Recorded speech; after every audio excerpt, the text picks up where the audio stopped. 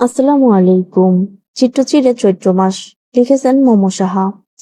হুড়মুড় করে কেমন অবসাদের বাতাস বয়ে গেল প্রকৃতির নিবিড় করে। হা হুতাশ মাখানো অসুস্থ বাতাস, হাহাকার করা নিস্তব্ধ বাতাস।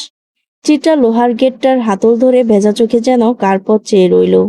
কার ফেরার আশায় যেন উতলা হলো তার দেহের ছোট্ট হৃৎপিণ্ডখানি। মেয়েটা কেবল ঝাপসা চোখে অপেক্ষা করল কিছু সুখবরের। শরীরে জড়ানো সুতির আকাশি রঙের জামাটায় তখনও রক্তের দাগ, হাতে লেগে আছে শুকনো রক্ত। আম্মা, আপনি ঘরে গিয়া বহেন, রাত ৩টা বাজে, এইখানে বইয়া আসতেন, ঠান্ডা লাগবো তো। যান আম্মা, ঘরে যান। বাড়ির সবচেয়ে কম দামি মানুষ বৃদ্ধ দারোয়ান চাচার আদর মাখানো দুশ্চিন্তা চিত্রার কানে কয়েকবার প্রতিধ্বনিত হয়ে ফিরে ফিরে গেল তার নীড়ে। চিত্রা অটল, স্থির হয়ে বসেই রইল।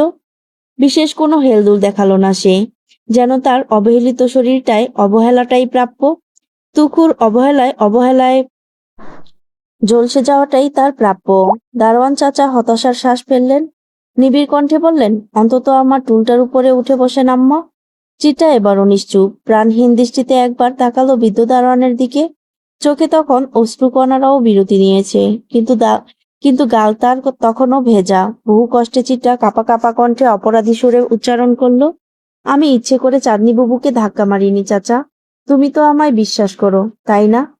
বৃদ্ধ আবু চাচা গোলগাল মেয়েটার দিকে করুণ দৃষ্টিতে তাকালেন। মেয়েটার দুগালে তখনও নির্মম চরের ছাপ স্পষ্ট।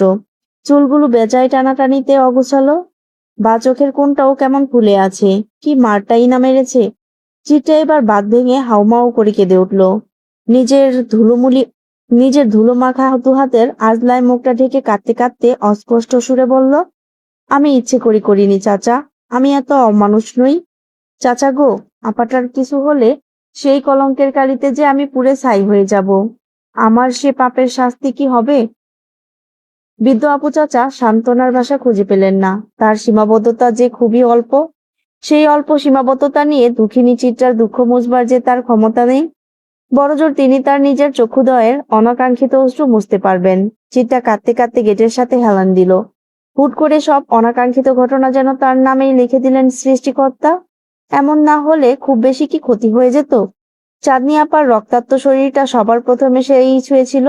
তার পিছে পিছে ছুটে এসেছিল দুলাবাইও। বাড়ির প্রত্যেকে ততক্ষণও হতভম্ব। যখন সবার মস্তিষ্কে মিসাইলের চেয়েও দ্রুত বেগে ছুটে গেল এই অঘটনার খবর, পুরো সওদাগর বাড়ি যেন হুমড়ি খেয়ে পড়ল।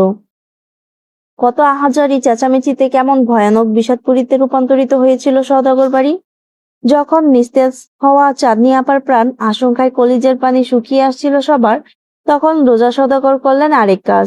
চিত্রার চুলের মুঠি টেনে অনবরত ৪-৫টা চড় তিনি বিরতিহীনভাবে বসিয়ে দিলেন চিত্রার কমল তুলতুলে গালগুলোতে, সাথে নিম্ন পর্যায়ের ভাষার ব্যবহারও, যা শোভনীয় ছিল না মায়ের মতন চাচির মুখে। কিন্তু এসব আচরণে ধ্যান নেই চিত্রার। সে কেবল আপাকে হসপিটালে নিয়ে যাওয়ার জন্য চিৎকার করছিল। শেষ চড়টা বসানোর সময় বাহার ভাই রুখে দাঁড়ান। কেমন অদ্ভুত সাহসের সাথে বলেন, ওর গায়ে আরেকটা চড় পড়লে সেই হাত নাও থাকতে পারে। ব্যাস, থেমে গেলেন রোজা সওদাগর। অতঃপর কেঁদে উঠলেন। সবাই ছুটল হসপিটালের উদ্দেশ্যে। কেবল পুরো বাড়িতে একা পড়ে রইল অপ্রয়োজনীয় সদস্য চিত্রা। অবশ্য তার ফুপি, অনয় এবং চেরি রয়ে গেছে, কিন্তু চিত্রার প্রতি তাদের অনীহা। রোজা সওদাগর যেতে যেতে চিত্রার পেটে তুমুল ভাবে লাথি দিতেও ভুললেন না। আবারও গেটে মাথা ঠুকে কেঁদে উঠল চিত্রা। কে জানে তার আপাটা কেমন আছে। চিত্রার নিরাশায় পরিপূর্ণ ব্যথার মরুভূমিতে আশার চাঁদ হয়ে এলেন বাহার বাই। বাহার বাইয়ের ক্লান্ত পরিশ্রমে নেতিয়ে যাওয়া শরীরটাকে হেলদুলে আসতে দেখা গেল। বাহার বাই গেটের দিকে এসে বিধ্বস্ত চিত্রাকে দেখে হতভম্ব হলেন। অনবরত কান্নার ফলে চোখ ফুলে নাজেহাল অবস্থা। বাহার ভাইয়ের চোখে মুখে বিস্ময়, সেই বিস্ময় ছড়িয়ে গেল কণ্ঠধ্বনি অবধি। তিনি বিস্মিত কণ্ঠে বললেন, রঙ্গনা, এখানে এই অবস্থায় কি করছো? তুমি এখনো রুমে যাওনি? চিত্রা কথার উত্তর দিল না। মনের মাঝে প্রশ্নরা দানা বেঁধে আছে। কিছু কিন্তু জিজ্ঞেস করার সাহস হলো না। যদি কোনো খারাপ খবর হয়, তবে চিত্রা নিজেকে কিভাবে ক্ষমা করবে? বাহার ভাইয়ের প্রশ্নে উত্তর দিলেন আবু চাচা, না বাবা, আম্মা যে সেই সন্ধ্যাবেলা এখানে বসেছে, এখানেই আছে। আমি কতবার কইলাম ভেতরে যাইতে, উনি পথেই বসে আছে। বাহার ভাইয়ের ভ্রুদয় কুঞ্চিত হলো। হাঁটু ভেঙে তিনি বসলেন চিত্রার সামনে। চিন্তিত কণ্ঠে বললেন, এই মেয়ে, এখানে এভাবে বসে আছো কেন? মাথায় কি সমস্যা আছে তোমার? কি অবস্থা নিজের করেছ? ওঠো দেখি। আহ্লাদ পেয়ে গেল চিত্রার কান্নারা। সে বাহার ভাইয়ের ডান হাতটা আঁকড়ে ধরে অপরাধী কণ্ঠে অনবরত বলতে লাগলো, আমি ইচ্ছে করে করিনি এমন বাহার ভাই, আপনি তো আমায় বিশ্বাস করেন তাই না? বাহার ভাই চিত্রার মাথায় হাত বুলিয়ে শান্ত কণ্ঠে বললেন, আমার বিশ্বাস করার আগে তোমার নিজেকে নিজের বিশ্বাস করা উচিত। তুমি কেন ভয় পাচ্ছ, কেন অপরাধী ভাবছো নিজেকে? কিন্তু তখন আমি আপার হাত ঝাড়া দিয়ে দিয়েছিলাম। এটা তো ঠিক, কিন্তু এত জোরে ঝাড়া দিইনি যে আপা পড়ে যাবে। যা হয়েছে সেটা দুর্ঘটনা, ইচ্ছাকৃত না। এভাবে ভেঙে পড়লে চলবে না। আমাকে কেউ বিশ্বাস করছে না বাহার ভাই, আমি তো করছি। চোখ বন্ধ করে বিশ্বাস করছি। আমি জানি তুমি কারো বিরাট ক্ষতির কারণ হবে না। চিত্রার তুমুল কান্নায় এই সান্ত্বনার পানিটুকু প্রয়োজন ছিল। কান্নার দাপটও নিমিষেই কমে এলো। চিত্রা চোখ মুখ মুছে উৎকণ্ঠিত হয়ে বলল, আচ্ছা বাহার ভাই, আপা কেমন আছে? আর বাবু, 10 মাস বাবুর জন্য কত অপেক্ষা করলাম, আর শেষ মুহূর্তে সেই কিনা। কথা বলতে বলতে আবারও চিত্রার আকাশ ভেঙে কান্না এলো। বাহার ভাই তৎক্ষণাৎ মুখ চেপে ধরলেন চিত্রার। আদুরে এক ধমক দিয়ে উঠলেন।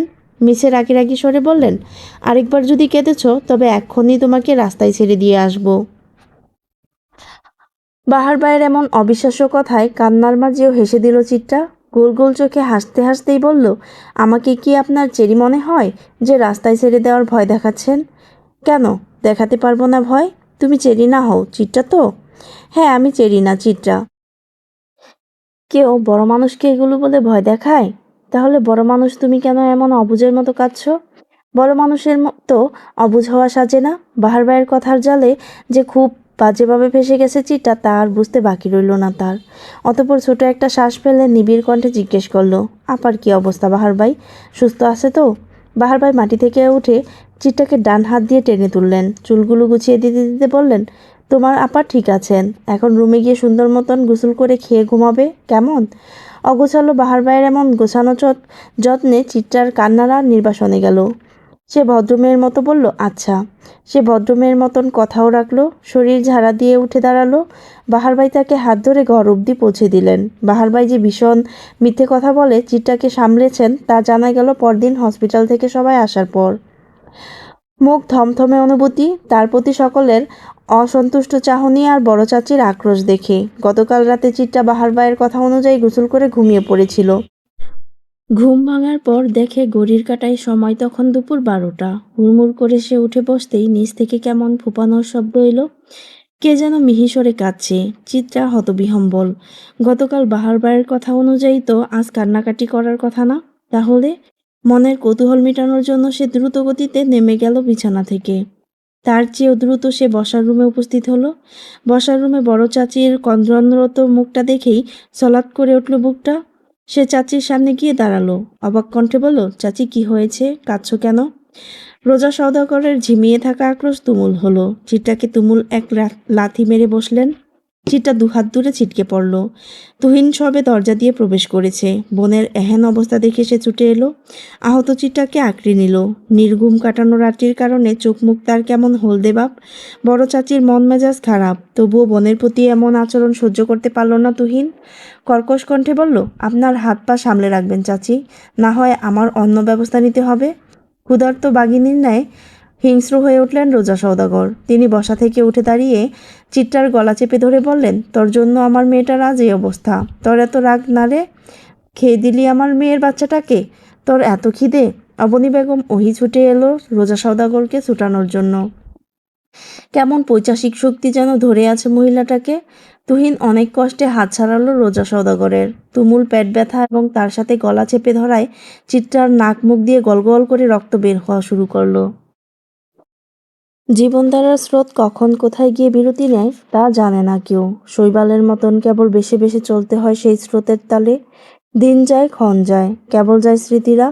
কেমন বুক ভারবার কষ্টের পাহারাকে রোজ নিয়ম করে মন মন্দিরে। কখনো স্মৃতিরা খিলখিল করে হাসে, কখনো বা তারা করে নীরব আর্তনাদ।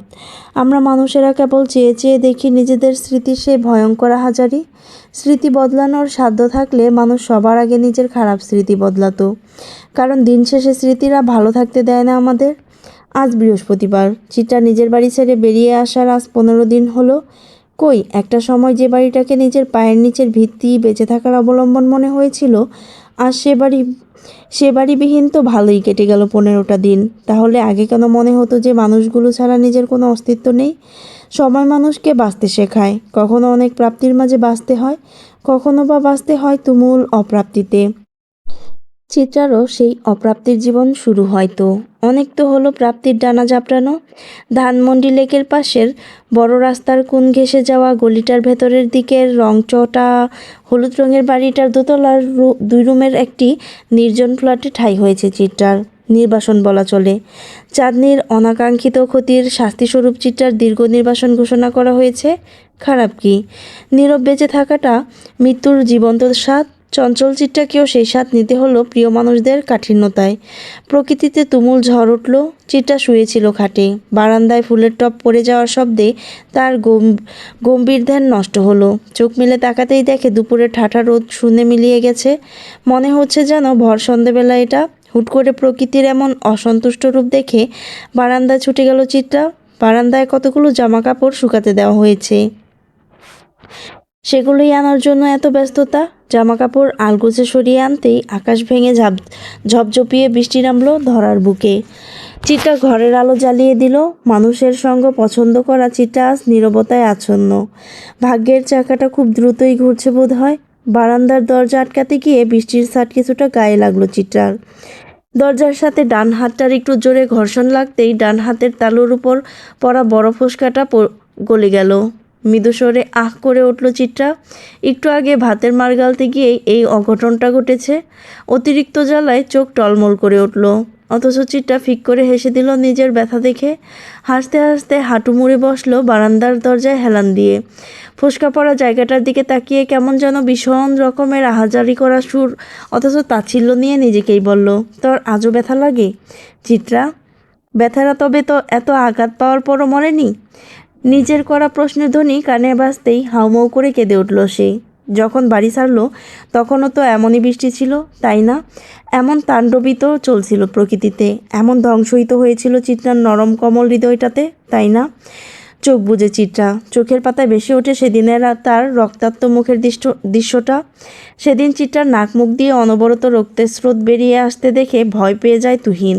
তার ভীতকণ্ঠে বাড়ির বাকি সদস্যদেরও দৃষ্টি যায় চিত্রার উপর। মেয়েটার শরীর নিস্তেজ প্রায়। অবনী বেগম ছুটে আসেন। পাগলের মতন চিত্রার চোখে মুখে পানি ছিটাতে থাকেন। তুহিন হতভম্ব, সাথে হতভম্ব বাড়ির অন্য মানুষরাও। রোজা সওদাগরও আকস্মিক ঘটনায় তাজ্জব বনে যান। বোনের এই নাজেহাল অবস্থায়ও বাবাকে অটল দাঁড়িয়ে থাকতে দেখে অবাক হয় তুহিন। বাবার প্রতি ঘৃণায় রিরি করে ওঠে তার শরীর। চিত্রা ততক্ষণে প্রায় বেহুশ অবস্থা। তুহিন বোনের হেলে যাওয়া শরীরটা দুহাতে আঁকড়ে ধরে বাবার দিকে প্রশ্ন ছুড়ে, আপনি সত্যিই মানুষ তো আব্বু? নুরুল সওদাগর তেমন উৎকণ্ঠা দেখালেন না, বরং বেশ ধীরে বললেন, ওকে ঘরে নিয়ে যাও, ডাক্তারকে কল করো।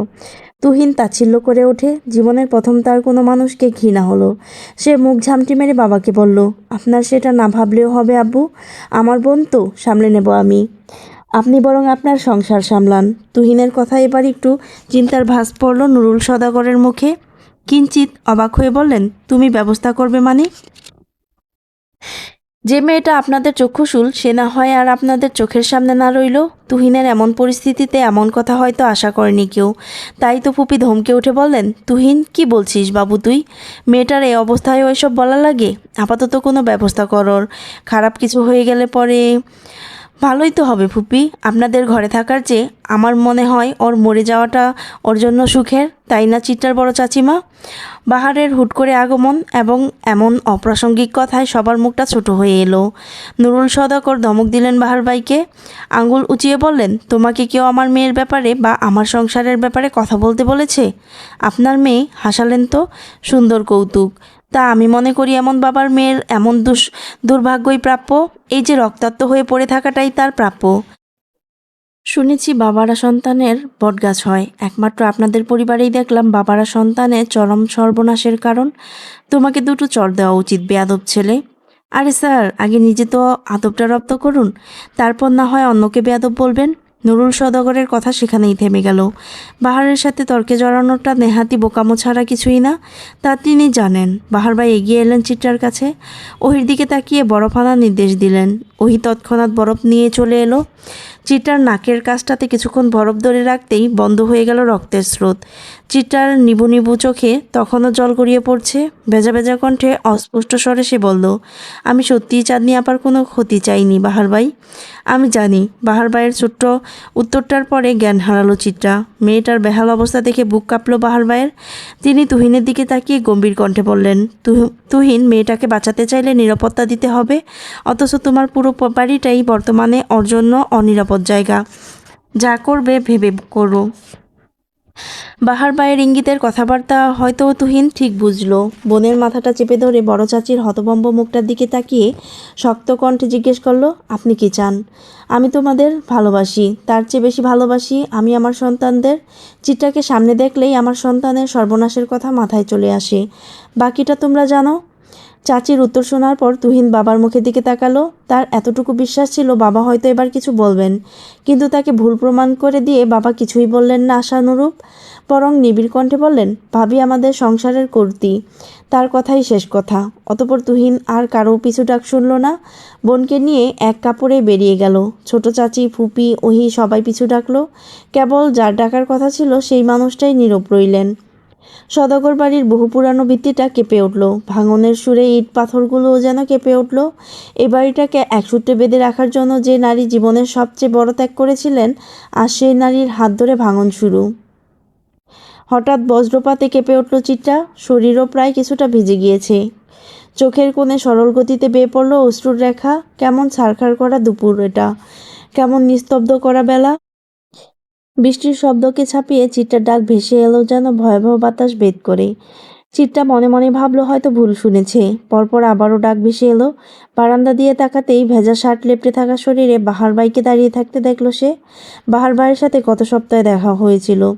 এরপর আর লোকটার খোঁজ নেই। আজ হুট করে কোত্থেকে উদয় হলেন। চিত্রাকে ধ্যানে মগ্ন থাকতে দেখে বাহার ভাই তৃতীয়বারের মতো নাম ধরে ডাকলেন এবং নিচে আসার ইঙ্গিত করলেন। চিত্রা মাথা ধুলালো। প্রশ্নাত্মক দৃষ্টিতে তাকিয়ে বলল, নিচে আসবো কেন? আপনি উপরে আসুন। বাহার ভাই বৃষ্টির জন্য ভালো করে চোখ মেলে তাকাতেও পারছেন না, তবুও বারান্দার জানালা দিয়ে বেরিয়ে আসা চিত্রার মুখমণ্ডলের দিকে তাকিয়ে রইলেন। তাড়াতাড়ি আসলে আসো, না হয় বসে থাকো, এত কৈফিয়ত দিতে পারছি না। চিত্রা অধৈর্য হয়ে বলল, দাঁড়ান দাঁড়ান, আসছি। বাহার ভাইয়ের মাথায় দুষ্টু বুদ্ধি চাপলো। তিনি মিটমিটিয়ে হেসে বললেন, তাড়াতাড়ি আসো মেয়ে, বৃষ্টি যে আমাকে ভিজিয়ে নাজেহাল করে দিচ্ছে, অথচ আমার ভেজার কথা ছিল তোমার প্রেমের বৃষ্টিতে। বাহার বাইরে এমন লাগামহীন কথাতে তাজ্জব বনে গেল চিত্রা। সে দ্রুত মাথা ভিতরে ঢুকিয়ে ফেলল। লজ্জায় খানিকটা সময় চুপও ছিল। অতঃপর ফ্ল্যাটের দরজা আটকে ছুটে গেল নিচে। তুমুল বৃষ্টিতে ভিজে শীতে যুবথুবু চিত্রার শরীর হাঁটতে হাঁটতে চলে এসেছে অনেকটা দূর। বাহার বাইরে নাকি আজ ভেজা শহর দেখার শখ জেগেছে। সেই শখ পূরণ করতেই তার ছুটে আসা। চিত্রাকে শীতে কাঁপতে দেখে আগ চোখে তাকালেন বাহার ভাই। ঠাট্টার স্বরে বললেন, অত কাঁপাকাঁপি করে লাভ নেই মেয়ে। টিভির হিরোদের মতন গায়ের জামা খুলে দিতে পারবো না। আমারও তো লজ্জা টজ্জা আছে নাকি? বাহার ভাইয়ের কথায় গোল গোল চোখ করে তাকিয়ে রইল চিত্রা। ভাষাহারা তার কণ্ঠ। বিস্মিত কণ্ঠে সে বলল, বাহার ভাই, আজ কথার লাগাম ছেড়েছেন নাকি? না, তা ছাড়িনি, কেবল বৃষ্টির পানিতে ধুয়ে গেছে বেড়িবাঁধ। ও তুমি চিন্তা করো না, বৃষ্টি চলে গেলে অনুভূতিরও আবার লুকিয়ে যাবে। বাহার ভাই জানেন আপনি আমার বিশাল পূর্ণতা, অথচ আমি মানুষটা গোটা এক শূন্যতা। আপনিও কি তবে আমায় ছেড়ে যাবেন? ছাড়তে যদি হয় তাই তো ধরতে করছি ভয়।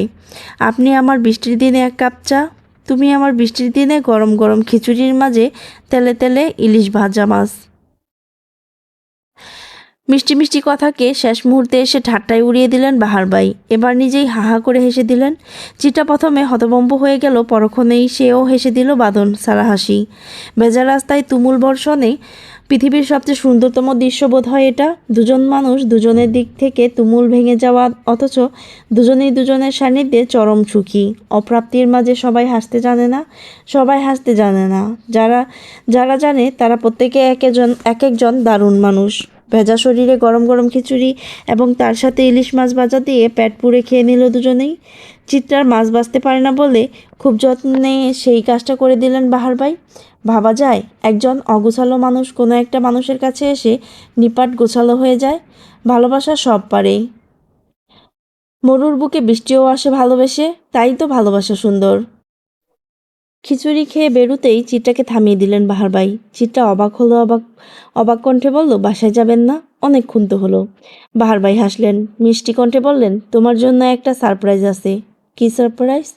বাহার ভাই চিত্রাকে ইশারা করলেন পিছে ফিরে তাকাতে। তখনও প্রকৃতিতে বর্ষণ চলছে। চিত্রা পিছু ফিরেই বৃষ্টির মাঝে ঝাপসা ঝাপসা মানুষটার মুখ দেখতেই অবাক হয়ে গেল।